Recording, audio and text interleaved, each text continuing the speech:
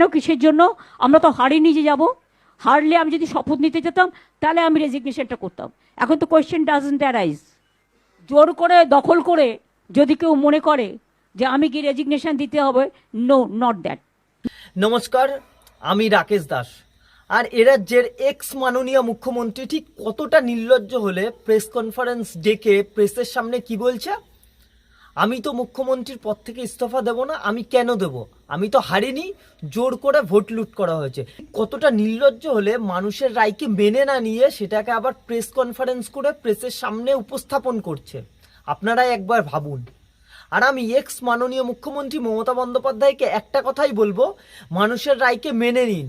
2026-এ মানুষ পরিবর্তন চেয়েছে আর টিএমসিকে একতরফা হারিয়েছে। আর এখনো সময় আছে, মানুষের রায়কে মাথা পেতে মেনে নিন। আর মানুষের কাছে নিজের ভুল স্বীকার করুন।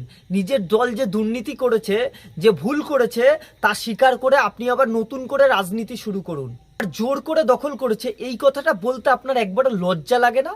কারণ আপনার ভাইপোরা জনগণের কাছ থেকে জোর করে যে চিটিংবাজি, ভাওতাবাজি, তোলাবাজি নিয়েছে, সেইগুলো তখন আপনি কোথায় ছিলেন? তখন আপনি কেন এর প্রতিবাদ করেননি?